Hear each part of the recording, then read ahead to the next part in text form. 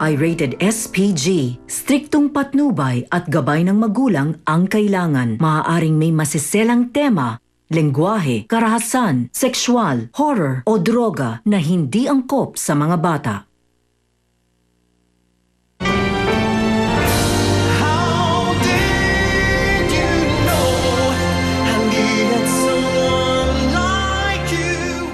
Si Pepe at si Lola Ingay nasa bahay. Pinalaya siya ni Emmy. Ngayong wala na kami doon, kawawa naman si Sunshine. Wala nang titingin sa kanya. Pumunta kasi si Gimo dito kanina eh. May karapatan siya dyan sa batang yan dahil siya ang tunay na ama.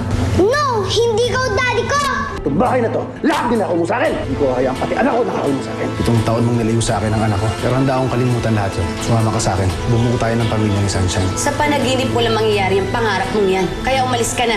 Aalis ako, pero isasama ko anak ko. Kanina tumawag si Nelson kay Emmy. Ako nakasagot. Narinig ko tinawag niya yung pangalan ni Sharina sa likod. Buhay si Sharina. Hindi titigil si Kuya Benji at hindi nakikita si Sharina. Sigurado ako nagagawa ng paraan si Nelson para hindi makita si Benji at Sharina. Nasaan yung magaling mong asawa? Umalis na kami sa kanya. Hirapan na ako sa kanya, pati si Joy sinasaktan niya. Pwede ba na dito muna kami tumuli ni Joy? Ano pa't inaanak ko tong si Joy? Huwag na kayong mahiya. Pag dumaan yung santo, mag-wish ka ha. Sabi kasi nila lahat ng wini-wish, matutupad daw yun. Nay! Tingnan niyo!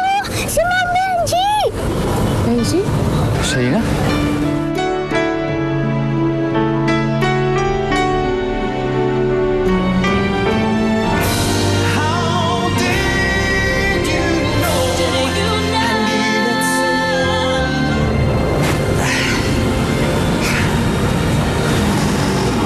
Salamat sa Diyos at ligtas ka.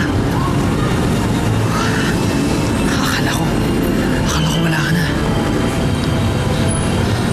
Bakit ano bang sinasabi mo? Sharina, pinaniwala nila sa akin na pumunta ka ng Cebu. Sharina, sinundan kita. Nakita ko sumabog ng aeroplano sakay mo. Akala ko sakay ka ng aeroplano yun. Salamat sa pag-aalam mo sa amin, Benji, pero ang mahalaga ligtas kami ni Joy. Hello, Ma'am Benji! Namiss ko po kayo! Talaga? Bale, Joy, huwag ka na mag-alala. Magmula ngayon, haalagaan ko na kayo ng mami mo. Ha?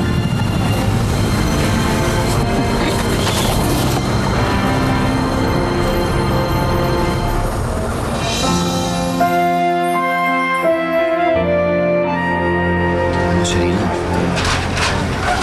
malakas talaga yung kutob ko na nagkukontrabe yan si Emmy sa si Nelson para paghiwalayan tayo. Mabuti talaga hindi ako naniwalang patay ka.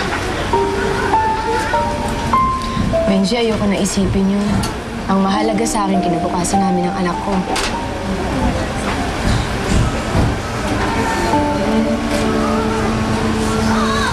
Hindi ka ba masaya na nagkita tayo ngayon?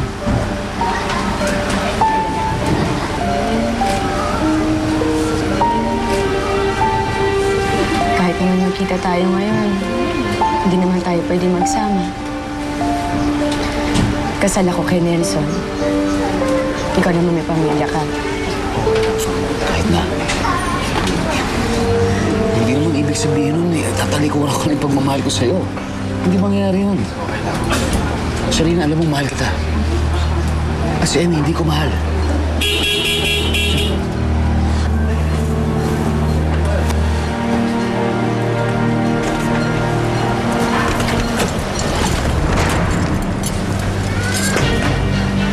Benji! Oh. Tulungan mo ako. Si Sunshine. Bakit? Ano nangyari kay Sunshine na naman? Kinuha siya ni Gimo eh. Ayoko sumama sa'yo! Ayoko sumama sa'yo!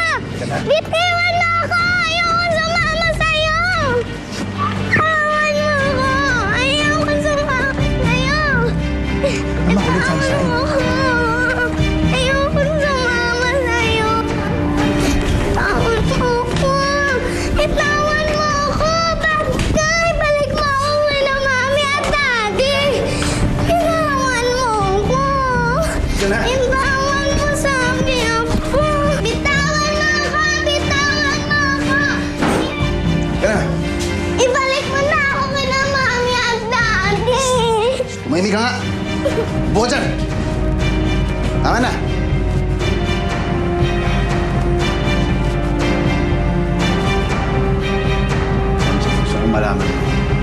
Si Benji. Tunay mo anak ako. I don't believe you! Hindi ka daddy ko! Si Daddy Benji lang daddy ko! Ibalik mo na ako sa house namin! Hindi na kita ibabalik doon! Kung ayaw ng mami mo na sumama sa ating dalawa, tayong dalawa magsasama. Palalakayin kita. Tayong dalawa lang. Intindihan mo?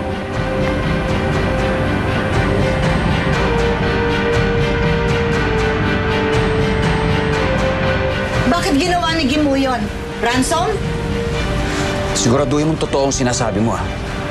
Alam mo, Benji, hindi naman dapat mangyayari to eh. Kung hindi mo kami iniwang mag-ina. Dahil wala ka doon para protektahan kami. Wala rin mangyayari kung magsisisihan lang tayo dito. Gano'n na lang yun. Isa lang naman yung pulot dulo ng problema natin eh. Yung babaeng yan. Kasalanan ni Sharina.